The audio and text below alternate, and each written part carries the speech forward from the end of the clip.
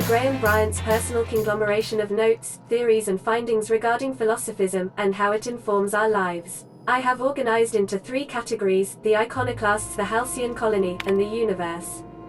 The board's lies. The board vastly overestimates their authority and grasp on power.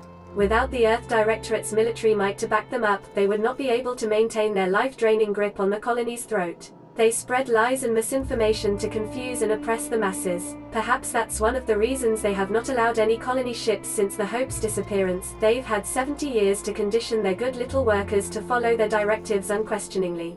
Their lies become more and more transparent as the years pass and will soon be too obvious for even the most deluded colonist to see. The oppression must end. A man from Byzantium told us of an acquaintance who had been arrested for carrying philosophist texts. Not teaching, not evangelizing, just carrying. They oppress any truth that threatens their corrupt structure. Is this what we want? Do we want to live in a society where we can be sent to Tartarus for our beliefs? No. Their workers' minds are poisoned. Their will, shackled. Their dreams, hamstrung. This can stand no longer. We must tear this entire regime down. The dangers of a corporate society. I hope to someday publish a greater work in which I can more expansively lay out what is so clear to me, that our society's obsession with a corporate-run life has stifled and crippled humanity's ability to grow.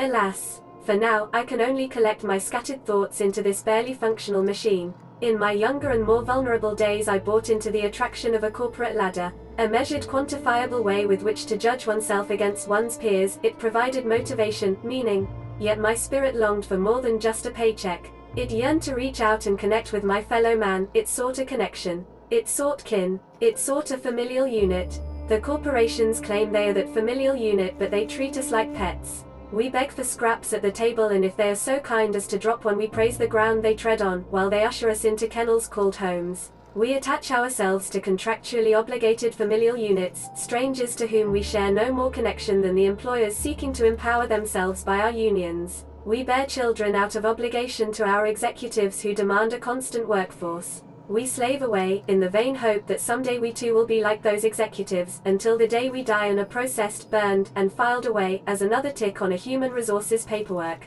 We have built ourselves into a cold, unthinking, efficient machine, and in doing so have abandoned all the warmth humanity is capable of. I weep for us all. Sunja and the betrayal of his truth. I often recall my former friend who once sought to dismantle the corporations, as I still do. When he took ownership of our corporation, I held him in such contempt. I called him a coward, a betrayer. He was becoming the very thing we hated. Now I'm not so sure. Recently, I've come to accept that his heart was more closed than mine. I cannot expect every man to be able to open himself to the eternal truth as I have. Some are just not capable. And so it is a tragic thing. Tragic that he is weaker than I'd hoped, that he cannot fight for a cause. I can empathize with tragedy. Should the day come when the metal of our spirits clash against one another, that empathy will shield me from guilt. Like the board, he now stands across our path, arms crossed, stubbornly resistant to the eternal truth. Like the board, he spreads, nay, celebrates, the poison that cripples our society. Like the board, his stubbornness will only blind him to his inevitable fall. Tragic. Personal thoughts regarding Zora. For someone who is so committed to the iconoclast way, I fear that Zora is slipping off the true path. More and more often I fear her attachment to the materialism of our oppressors sways her decisions, more than the search for the guiding truth that will save us. She often tells me that our people are hungry. I agree. Their spirits long for fulfillment, a much more powerful power than any pang of an empty gut. Teaching notes.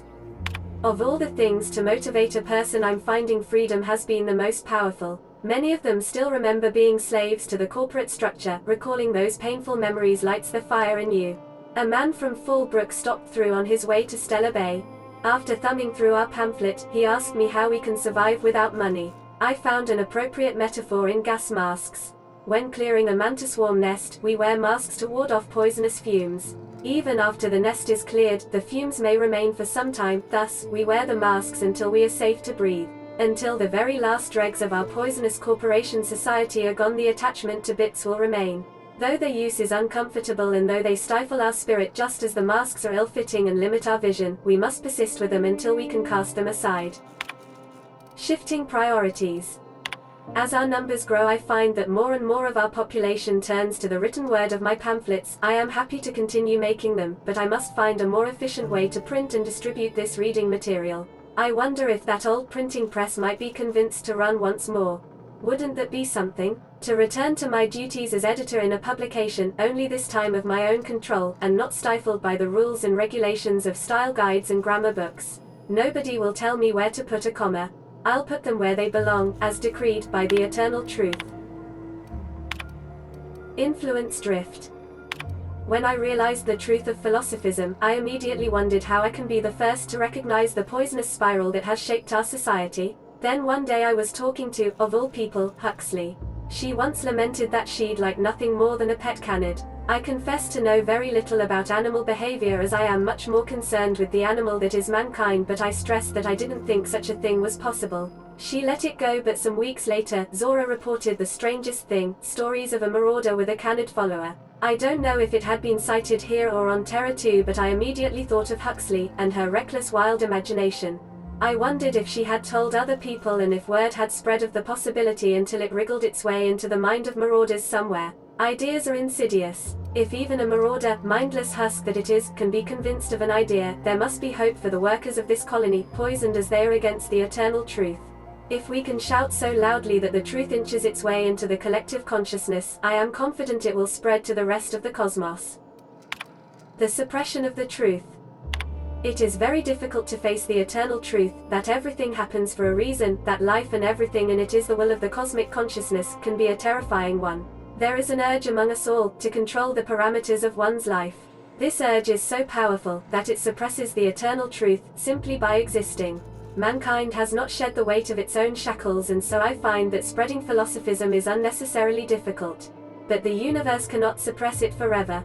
Biology changes, creatures adapt and evolve, we overcome our urges for the better of our species. Someday, our minds will be born more open to this idea. Until then, I must not abandon hope.